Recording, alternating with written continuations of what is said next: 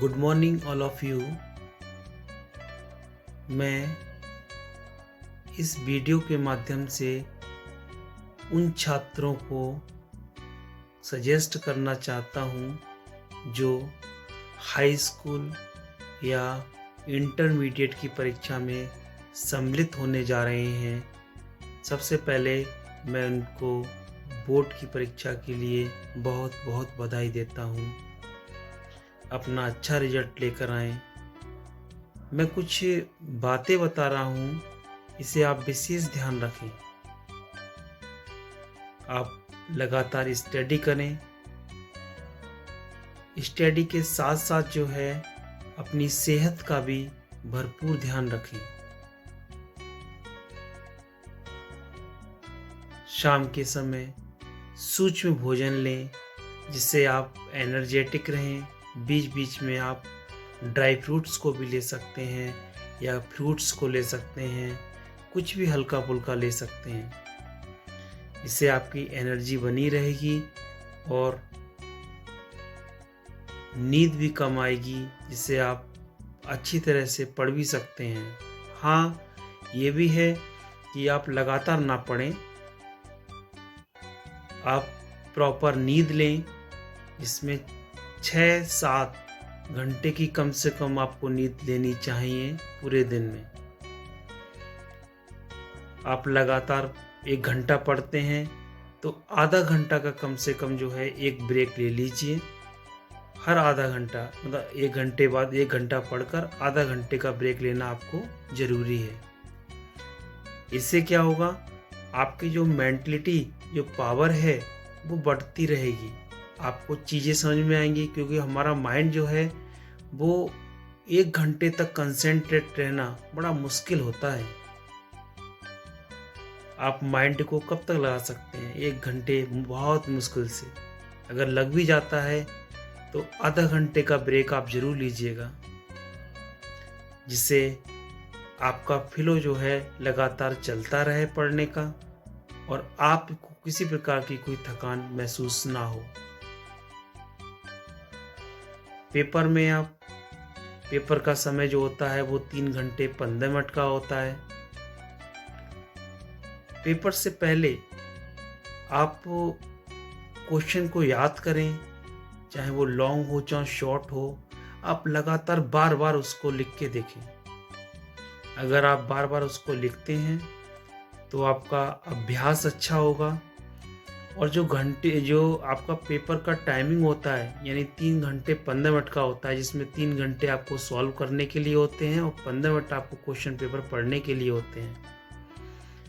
तो वह question paper अगर आपने पहले अपने घर पर अभ्यास किया होगा, बार बार आंसरों को लिखने का प्रयास किया होगा, तो वही प्रश्न पत्र जो आपका 3 घंटे 15 मिनट का होता है वही आप 2.5 घंटे में पूर्ण कर देंगे। और जो आपको एक्स्ट्रा समय मिलेगा यानी 2.5 घंटे में आप जो है क्वेश्चन को सॉल्व कर देंगे, लगभग पौन घंटा आपको और मिलेगा। इसमें आप अच्छी तरह से अपने कॉपी को देख सकते हैं, क्या लिखा है, कहीं त्रुटि तो नहीं है, कोई ऐसा लाइन या कोई ऐसी हेडिंग छूट तो नहीं गया, कोई क्वेश्चन तो नहीं छूट गया। ये सारी चीज़ देखने के लिए आपको समय मिल जाएगा। लेकिन इसके लिए आपको पहले से ही तैयारी करनी पड़ेगी। तैयारी क्या, आपको लिख के आपको अभ्यास करना ही पड़ेगा। जो बच्चे अभ्यास करते हैं लगातार लिखने का, एक तो उनका राइटिंग भी बहुत साफ होता है और उनकी स्पीड भी बढ़ जाती है। आप कोई लॉन्ग क्वेश्चन लिखते हैं तो आप टाइमर लगा दीजिए मोबाइल में, वॉच देख लीजिए, वॉच में आप देख लीजिए कितना समय आपने लिया है।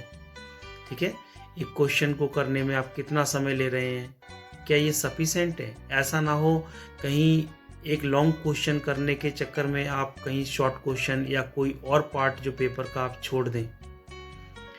लेकिन कोशिश कीजिएगा कि लॉन्ग क्वेश्चन की जितनी लेंथ सफिशेंट हो, जितनी पूछी गई हो उतनी ही रखें। ऐसा नहीं हो कि 4 पेज 3 पेज 5 पेज ये सब लगातार लिखे पड़े हैं। इसका रिजल्ट ये है भाई, अगला जो शॉर्ट क्वेश्चन है या फिर किसी प्रकार के और क्वेश्चन है वो छूट जाते हैं। लेकिन इसका भी विशेष ध्यान रखें। आप जो है भले ही लॉन्ग क्वेश्चन आपकी समझ से कुछ छोटा हो जाए, लेकिन कोई भी पार्ट छूटना नहीं चाहिए और हर पार्ट पे आपको प्रयास करना चाहिए। एक चीज़ और, जैसे मान लो कुछ बच्चे जो हैं सीरियल से ही लिखते हैं क्वेश्चन, आता हो चाहे नहीं आता हो। आपको पता है ये first impression is the last impressions. पहला हमारा इम्प्रेशन होता है बहुत अच्छा होना चाहिए। इसलिए जो चीज़ हमको पहले आती हो, कैसी भी हो, चाहे 1 नंबर की, 2 नंबर की, चाहे ज़्यादा नंबर की हो, जो पहले आती है, अच्छी तरह से आती है, उसको आप पहले अटेम्प्ट कीजिए। सपोज दैट आपको किसी भी प्रश्न पत्र का 11वां क्वेश्चन आपको आता है, तो आप लिख दीजिए प्रश्न नंबर 11 का उत्तर और उसको आप लिखना स्टार्ट कीजिए स्टार्टिंग में। अगर पार्ट ए है, बी है, तो आप उस पार्ट को भी शो कर सकते हैं और जो आपको कम आते हैं उनको आप बीच में लिखिए और जो बिल्कुल नहीं आते हैं अटेम्प्ट उसको भी कीजिए, क्योंकि आप जानते हैं खाली पेज का कोई नंबर नहीं मिलता। अगर लिखा है आपने तो हो सकता है कुछ उसमें नंबर दे दिए जाएं, तो आप कोई भी पेज खाली ना छोड़ें और विशेष ध्यान दें इस चीज़ पर जो है, और अच्छी तरह से इस तरह तैयारी करें कि आपका कोई भी पेपर का कोई भी क्वेश्चन आपका छूट ना पाए। इससे आपकी मार्किंग अच्छी होगी। अगर आप कहीं 2-4 नंबर से कम भी आपके आ रहे हों, तो जो ऐसे क्वेश्चन जो आपको नहीं आते हैं, शायद उसमें 1-2 नंबर आपके बढ़ सकते हैं और अच्छी परसेंट आ सकती है।